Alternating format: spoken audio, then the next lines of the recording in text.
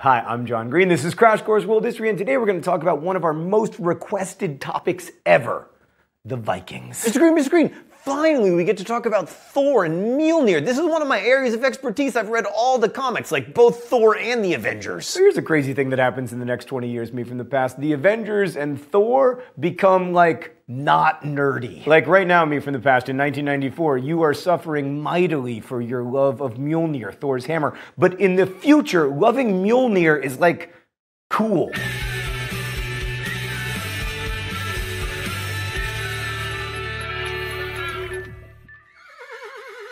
Alright, so this is Crash Course, so we're mostly gonna skip the blood and guts and thunder and lightning and sailing and dragons and all that stuff that you can get in Game of Thrones. Instead, we're gonna try to figure out what we actually know about the Vikings and how we know it. As it turns out, we actually know quite a bit about the Vikings. They were a people from Scandinavia, modern-day Norway, Sweden, and Denmark, who sailed around the North Atlantic and Baltic regions and briefly to North America, raiding, trading, and spreading their influence to places as diverse as Ireland and Greenland and Normandy and Kiev during the so-called Viking Age between 750 and 1100 CE. The Vikings were great seamen. What, did you think I was going to make it through this video without saying seamen once? They were able to cross the Atlantic without the aid of a compass or triangular sails. They were fearsome warriors, although their reputation as bloodthirsty wild men of the North is probably exaggerated. You gotta remember that history is shaped by those who wrote it, and all of those bloodthirsty men of the North narratives were written by victims of Viking raids. So history isn't always written by the winners, but when it's written by the losers, they're really bitter about the winners. Viking expeditions were a mixture of raiding for booty, trading for goods, and eventually searching for land to settle on. Like most people in most places at the time, the Vikings were primarily agriculturalists, and when they settled in places like Iceland and Greenland, it was to grow crops and raise animals. So how do we know all these things? Basically the same way we know about most of the pre-modern world, through a combination of archaeology and writing. There is, of course, some guesswork involved, as with most pre-modern history and some modern history, and we need to be careful not to take what we dig up or read at face value, but we do have a pretty good record about the Vikings. Archaeology tells us a lot about how the Vikings lived. The most dramatic examples are, of course, the ships that have been discovered, through which we know a lot about what the Vikings liked to trade, for instance. But with the Vikings, we also have a pretty substantial written record, although we need to be careful with it for a number of reasons. The first is timing. Much of what was written about the Vikings comes from the 13th century,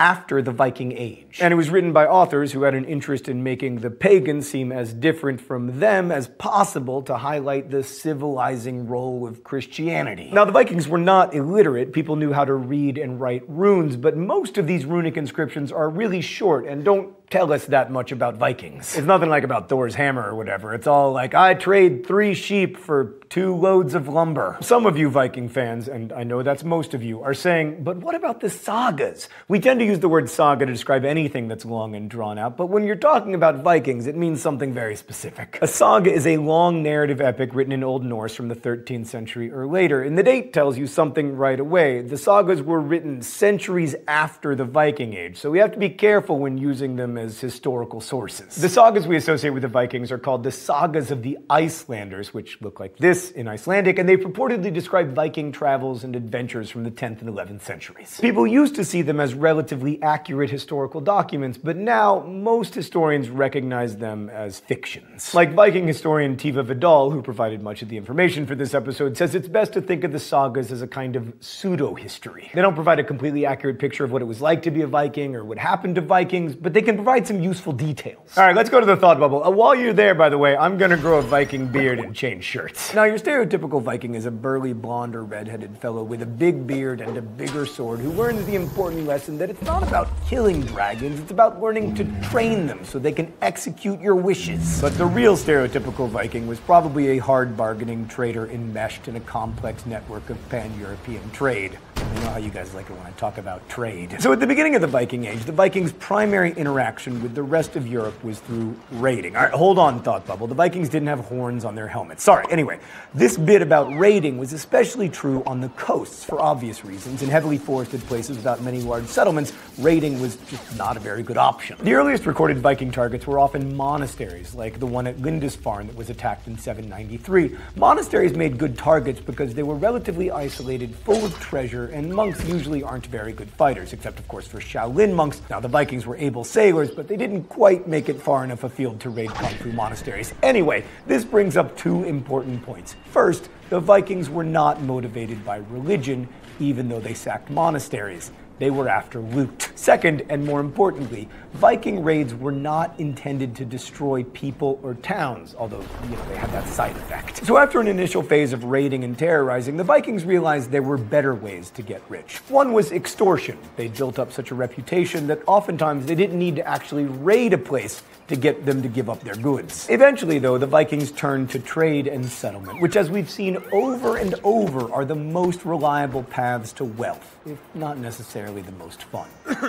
Thanks, Thought Bubble, and thanks for getting some of the blood and guts and especially dragons in there. So Viking settlements, like their raids and trading missions, were about gaining wealth, this time in the form of usable agricultural land. Like, they weren't colonizers interested in creating Viking states or a Viking empire, and how much Vikings influenced the culture of the places they raided was pretty varied. In England, where the Vikings established a territory called the Danelaw, there was a hybridization between the Britons and the Scandinavians, while in Normandy and Russia, where Vikings were always a small minority, they blended with the dominant culture very quickly. In regions where they could become a majority of the population, like Iceland and Greenland, Scandinavian culture came to dominate, which is why we see such close cultural affinity between these regions and Scandinavia proper today. Like those Icelandic sagas we were talking about, people living in Iceland can read them today because they're written in the same Icelandic. Whereas if English readers try to read the Canterbury Tales, which were written hundreds of years later, it's difficult to even get the fart jokes. So much of the reason that we see Greenland, Iceland, and the Faroe Islands as part of a larger North Atlantic Viking world is because they were all tied together by trade. The Vikings established trade and manufacturing hubs in places as diverse as Hedeby and Roskilde, Birka, Dublin, and York. So the Vikings, oh, it's time for the open letter. But first, let's see what's in the globe today. Oh, look, it's a Viking longboat beating against the current, borne back ceaselessly into Nova Scotia. Hey there, Leaf. So your dad, Eric the Red, was exiled from Iceland to Greenland because of manslaughter. Now I know what you're thinking. Kicked out of Iceland for manslaughter? I thought that's how people got to Iceland. I'm just kidding, Iceland. I visited you once and you were amazing. Anyway, Leaf, you decided that Greenland was not far enough afield and you took the Vikings all the way to North America. Where in North America, we're not quite sure, but we're pretty sure that you did go there. There was some raiding, some trading, some strife with the indigenous people, and then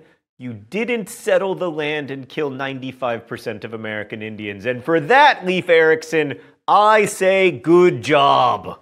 Best wishes, John Green. So anyway, the Vikings traded all sorts of things, including tools and weapons and jewelry and building materials, and also soapstone, which they used to make cooking vessels, whereas like we would probably use ceramic pottery. Or these days, steel or that wizardry that non-stick pans are made out of. Man, it would suck to be a Viking. You've got soapstone pots, no horns on your helmet, and like all you can do is travel from Dublin to York. Best case scenario, you get to go to Canada, which, not that great. But Viking trade was often able to turn what had been a cultural backwater into like a big, important commercial center. Kiev was probably one such center before it had been a Khazar trading post. Another was Dublin, which was probably a fishing village before the Vikings turned it into a thriving center of trade. Dublin eventually grew so large and powerful that the Dubliners, not the James Joyce short story collection, but the actual Dubliners, were able to kick the Vikings out. Okay, well, we should also probably talk a little bit about mythology and the Norse pantheon because, Thor. As with much of our knowledge about the Vikings, our understanding of Norse mythology mostly dates from after the Viking Age. There are some artifacts like Thor's hammer pendants and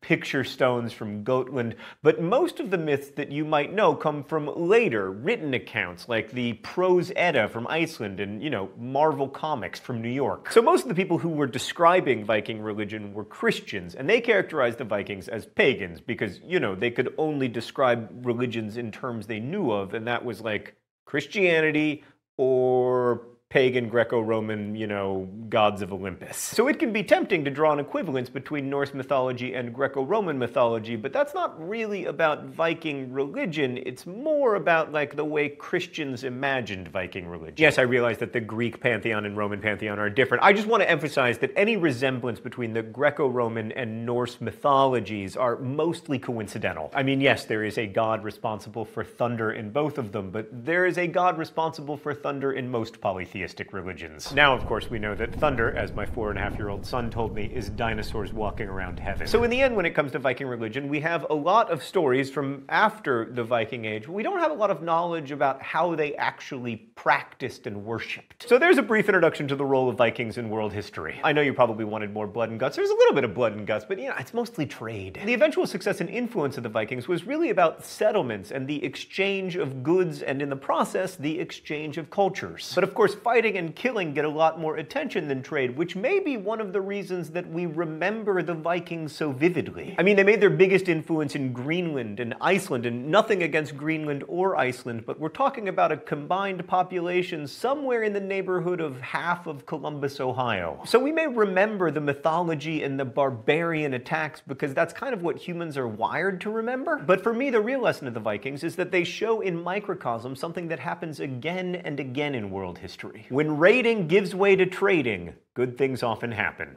Thanks for watching. I'll see you next week. Crash Course is filmed here in the Chad and Stacy Emigholz studio in Indianapolis, and it's made possible by all of these nice people who work on it and by our Subbable subscribers. Subbable is a voluntary subscription service that allows you to support Crash Course directly so that we can keep it free for everyone forever. So if you can afford to help out, please do. If you can't, thank you for watching, and as we say in my hometown, don't forget to be awesome.